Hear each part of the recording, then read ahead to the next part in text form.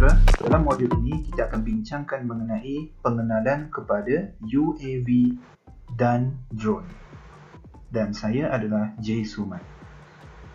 Saya percaya perkataan drone tidak lagi asing kepada anda. Namun, tahukah anda bahawa perkataan ini, drone, sebenarnya adalah sebuah singkatan kepada Dynamic Remotely Operated Navigation Equipment, DRONE. Maka singkatan ini kita panggil sebagai drone. Drone boleh dianggap sebagai sebuah pesawat terbang yang dikawal secara jarak jauh ataupun disebut fly remotely. Dan dia tidak semestinya boleh terbang secara otonom ataupun bahasa Inggeris kita panggil autonomous. Mari kita lihat istilah UAV. UAV adalah singkatan kepada Unmanned Aerial Vehicle, UAV. Dan seperti drone, UAV boleh dikawal secara jarak jauh ataupun fly remotely. Tetapi ia mesti dilengkapi dengan kebolehan penerbangan secara otonom. Maka UAV mesti boleh dikawal secara jarak jauh dan otonomi. Maka di sini ini bermaksud semua jenis UAV adalah drone. Semua jenis UAV adalah drone, tapi tak semua drone adalah UAV kerana terdapat drone yang tak ada ciri-ciri penerbangan otonomi. Secara ringkasnya, kita boleh kategorikan drone kepada 4 jenis berdasarkan sayap dan pemutar pada drone itu. Jenis yang pertama, apa yang kita panggil sebagai multi-rotor, seperti dalam gambar rajah ini. Yang ini kita lihat terdapat 3 rotor. Rotor ataupun pemutar merujuk kepada motor yang ada pada lengan drone ini. Ya, seperti yang ini mempunyai 3 rotor. Jadi kalau 3 rotor kita panggil tricopter. Dan kalau kita ada 4 rotor, kalau drone ini ada 4 rotor, kita panggil quadcopter. Dan sekiranya kalau ada 6 rotor seperti drone ini, kita panggil sebagai hexacopter. Manakala sekiranya ada 8 rotor, 1, 2, 3, 4, 5, 6, 7, 8, kita panggil octocopter. Maka dalam perbincangan ini kita akan banyak fokus kepada quadcopter, sebabkan quadcopter ni adalah drone yang jenis yang paling lazim digunakan dalam pasaran dan juga di kalangan masyarakat. Seterusnya, jenis yang kedua yang kita panggil sebagai single rotor. Single rotor ni adalah sebalik daripada multi rotor. Multi rotor mempunyai banyak rotor, lebih daripada satu, tetapi single rotor hanya mempunyai satu rotor sahaja di sini di atas. Dan ini bentuknya seperti yang selalu kita lihat ada pada helikopter. Namun ini adalah drone kerana ia dapat dikawal secara jarak jauh dan dia boleh juga mempunyai ciri-ciri penerbangan secara otonomi atau autonomous. Maka ini adalah jenis single rotor. Jenis seterusnya adalah sebagai yang kita panggil fixed wing. Fixed wing, mana kita lihat di sini dia ada sayap tetap, ya. Maka drone jenis ini pula hanya ada satu rotor pula di sini, ya. Dia hanya ada satu rotor, namun bentuknya adalah bentuk sayap seperti kapal terbang. Yang ini pula jenis macam kapal terbang. Dia mempunyai sayap yang tetap, ya. Dan dia hanya ada satu rotor di hadapan ataupun di belakang. Tetapi ciri utama dia adalah dia mempunyai sayap yang tetap. Seterusnya adalah jenis yang kita panggil fixed wing hybrid. Hybrid ni maksudnya adalah gabungan teknologi daripada fixed wing dan juga multi rotor. Gabungan daripada dua jenis drone ini dapatlah hasilnya adalah fixed wing hybrid. Maka ciri utama fixed wing hybrid ini adalah dia mempunyai kelebihan dia mampu vertical take off dan landing. Vertical take off and landing. Singkatan VTOL. Maka fixed wing hybrid ni adalah lebih special sebab dia mempunyai ciri-ciri multi rotor dan dia juga mempunyai ciri-ciri fixed wing.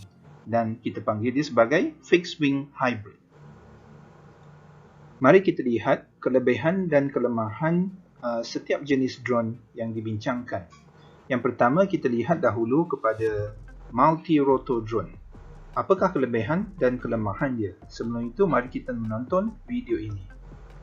Ini adalah salah satu video yang dipetik dari YouTube menunjukkan multi-rotor yang digunakan dalam seharian untuk pelbagai tujuan. Namun apa yang dilihat di sini adalah kelebihan multi-rotor adalah dia mudah dikawal ataupun mudah diterbang, dan dia boleh berlepas secara menegak, ya. Dia menegak saja berlepas, ya. Dia boleh take off vertically. Dan kemudian dia selepas dia take off, dia boleh sahaja terapung di udara atau kita panggil sebagai hover. Ya, dia boleh hover di udara dengan stabil sebab dia ada 4 rotor. Dia boleh kawal dengan stabil dan dia boleh melawan rintangan udara, ya. Dan kalau kita lihat pula kelemahan dia adalah disebabkan bila dia banyak pakai rotor, ya, kalau dia banyak rotor, maknanya banyaklah pergerakan mekanikal ataupun banyak putaran, ya, yang berlaku, ya. Maka ini menyebabkan dia menggunakan lebih banyak tenaga. Apabila guna banyak tenaga, maka bateri cepat habis. Sebab itu penerbangan dia, ya, jangka masa untuk penerbangan hanyalah sekadar 15 hingga 30 minit sahaja. Dan dia tidak boleh terbang sangat jauh, ya, sekadar di bawah 10 km. Itu adalah multi-rotor. Mari kita lihat pula tentang single rotor. Single rotor pula kelebihan dia adalah dia boleh hover seperti multi-rotor, dia boleh hover di udara. Dia boleh terapung di udara, ya. Ini adalah disebabkan dia mempunyai satu rotor dan menggunakan berbilah ataupun propeller yang sangat besar berbanding dengan multi-rotor. Ya, jadi dia mempunyai kekuatan dan tahan lasak, ya. Dan dia boleh terbang dengan lama sebab dia boleh mengguna gas berbanding multi-rotor kebanyakannya mengguna bateri. Dan disebabkan kekuatan dia dan kelasakan dia dan propeller yang begitu besar, dia boleh membawa barang ataupun pemberat yang lebih berat. Tetapi kelemahan dia pula adalah bukan mudah untuk nak mengawal ataupun menerbangkan single rotor disebabkan hanya satu rotor sahaja yang dia ada. Dan pembinaan dia agak kompleks dan mahal. Dan dia penerbangan ini boleh menjadi sangat bahaya disebabkan propeller dia yang sangat berat dan sangat besar dan panjang.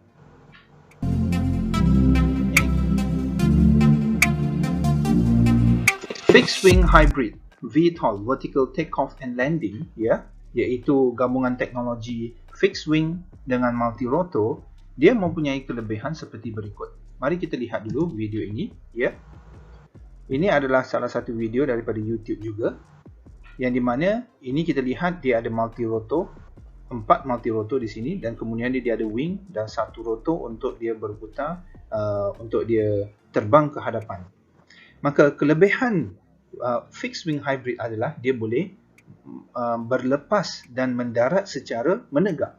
Lihat di sini, dia hanya terus menegak saja terbang ke atas, berlepas, dan kemudian dia boleh hover, dia boleh terapung di udara seperti multi-rotor, ya. Maka dia tidak memerlukan satu landasan yang panjang untuk dia nak take off. Seperti kapal terbang, ya, dia perlu berlepas, dia perlukan jalan yang panjang, ya. Runway, dia panggil runway, ya. Tetapi untuk fixed wing hybrid dia tidak memerlukannya itu. Dan kemudian dia boleh mengangkat barang yang lebih berat, ya, kerana dia mempunyai multi-rotor. Dan penerbangannya lebih stabil berbanding fixed wing. Tetapi kelemahan dia pula adalah pembinaan dia adalah lebih kompleks, lebih rumit berbanding dengan fixed wing. Dan dia memerlukan lebih banyak tenaga. Kenapa? Sebab dia mempunyai lebih rotor. Dia ada 4+1, ya, multi-rotor, ya. Dan kemudian dia, penerbangan dia, jarak ataupun durasi penerbangan dia adalah lebih pendek berbanding dengan fixed wing sebab dia mempunyai lebih banyak rotor dan menggunakan lebih banyak tenaga. Baik, seterusnya kita lihat fixed wing. Fixed wing pula, dia punya pembinaan dia jauh lebih mudah dan lebih simple, ya, daripada fixed wing hybrid. Dan maintenance dia untuk nak menjaga keadaan baik fixed wing ini tidaklah serumit berbanding fixed wing hybrid. Dan penerbangan dia lebih lama, boleh terbang lebih dari 1 jam, malah ada rekod juga sampai berbelas jam. Dan dia boleh terbang dengan sangat jauh, lebih dari 10 km. Malah boleh cecah ratusan kilometer bergantung pada jenis fixed wing. Dia menggunakan tenaga yang lebih rendah sebab dia hanya ada satu rotor sahaja di belakang sayapnya itu. Ya. Dan kemudian dia kelemahan dia adalah dia memerlukan runway ataupun launcher. Kalau anda lihat tadi videonya, ya, dia perlu berlepas, dia perlukan satu landasan yang panjang untuk dia berlepas. Ya, ini dipanggil launcher pada video, ya. Launcher. Maka sekiranya perlu perkara macam ini, dia tidak sesuai diguna dalam tempat-tempat, dia tidak sesuai diguna pada tempat yang sempit seperti hutan, malah tempat bandar yang sesat dan sebagainya, ya. Dan apabila dia tak ada multi rotor, dia tidak mempunyai kelebihan ataupun kemampuan untuk hover. Hover ni maknanya terapung di udara, ya. Begitulah tentang kelebihan dan kelemahan 4 jenis drone yang dibincangkan.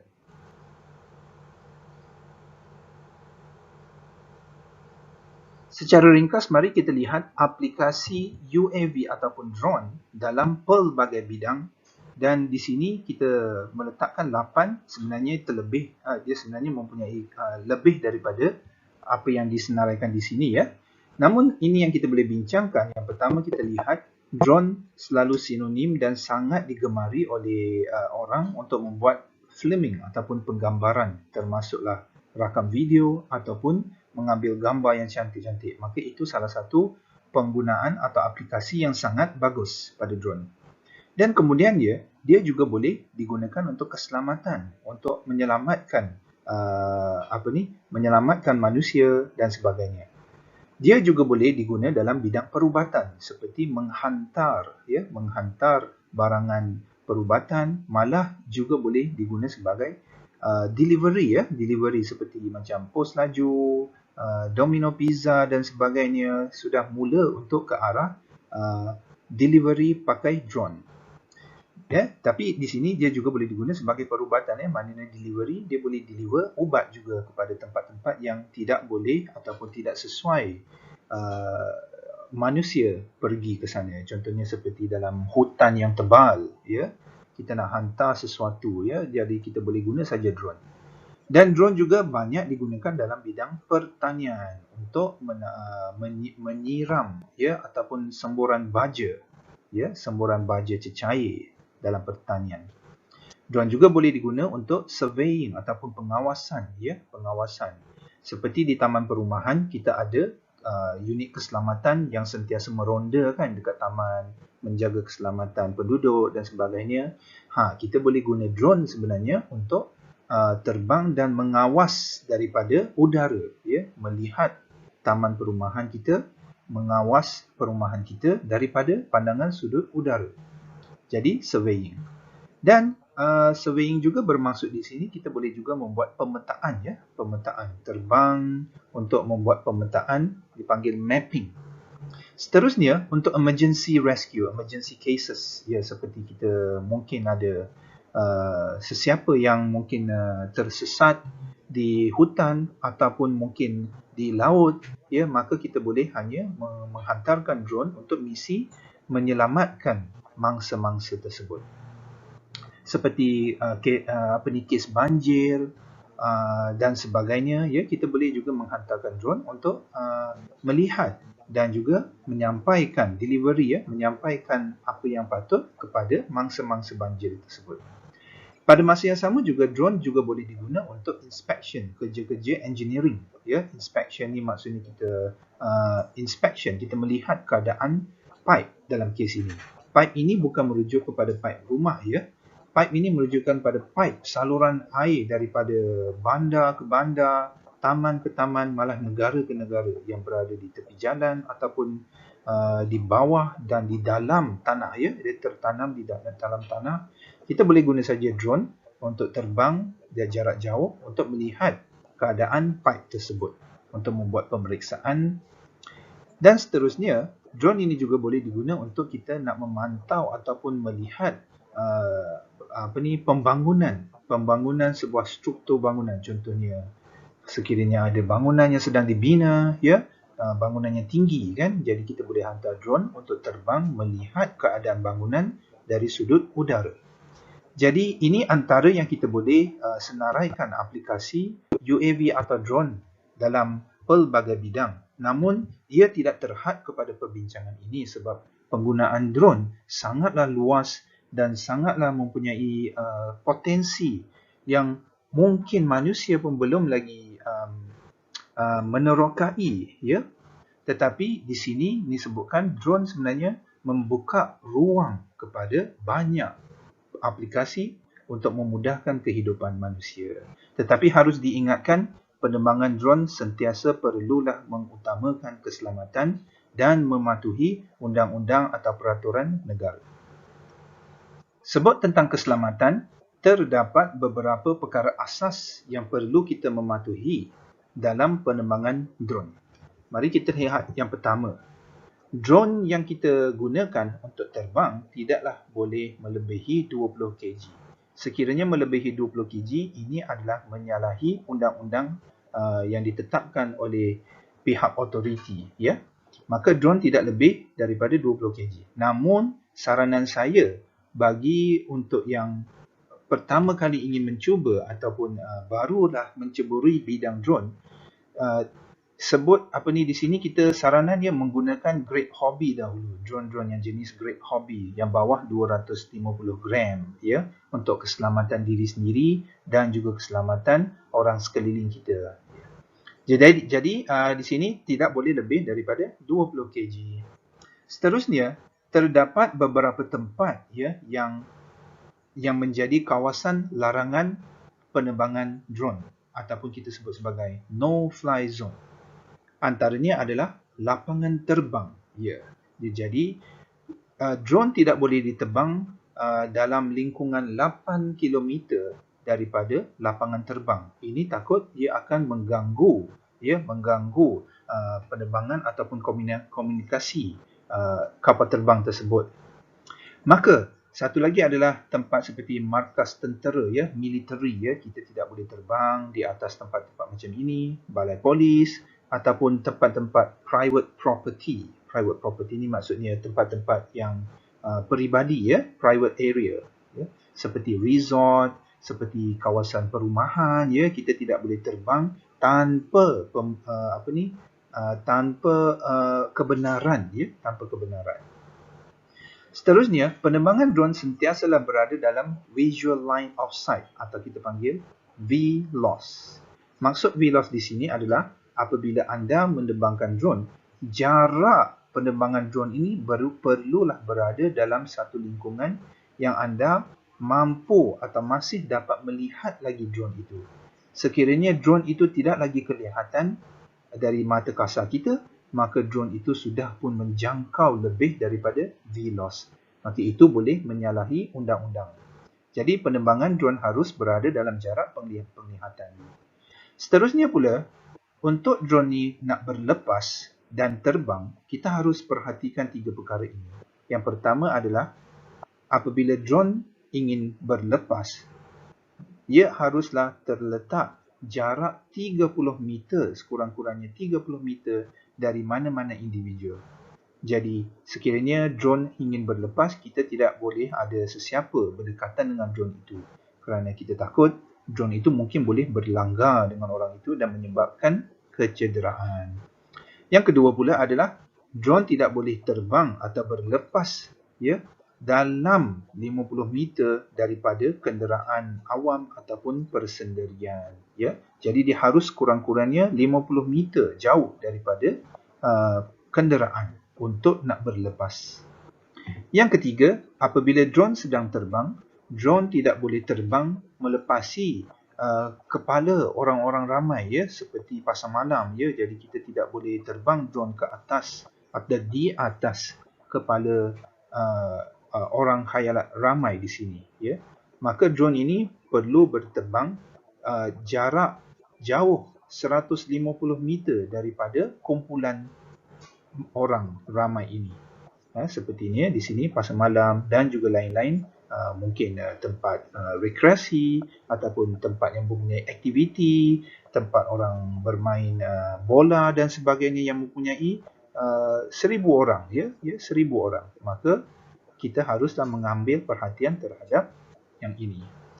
Itulah tentang ciri-ciri keselamatan yang harus kita ingat ketika ingin berterbangkan drone. Namun seperti disarankan tadi, apa-apa pun nak terbang drone harus sentiasa mengutamakan keselamatan diri sendiri dan orang lain, dan juga sentiasa mematuhi peraturan.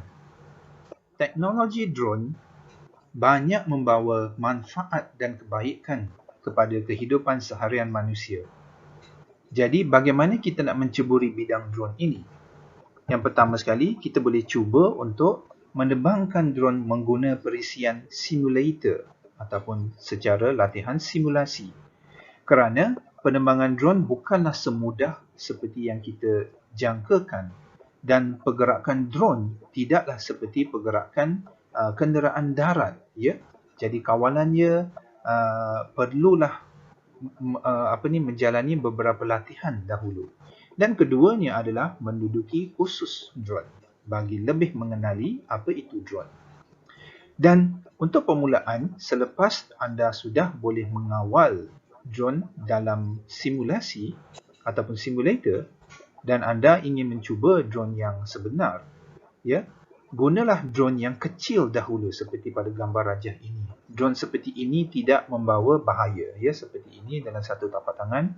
Saiznya daripada satu rotor ke satu rotor, saiznya kurang daripada 110 mm. Maka lebih kurang 11 cm sahaja. Dan dia punya berat dia kurang daripada 250 gram termasuk baterinya. Ya? Jadi jangan memakai ataupun terbang drone yang sangat berat, kerana yang berat sudah pastinya menggunakan tenaga yang tinggi dan boleh membawa kecederaan yang berat dan bahaya kepada orang lain. Dan apabila menerbangkan drone, sentiasalah perlu berteman supaya seorang yang sedang terbang, seorang lagi membantu memantau sekeliling kita, ya. Dan juga sentiasalah, ya, menjaga keselamatan dan mematuhi undang-undang.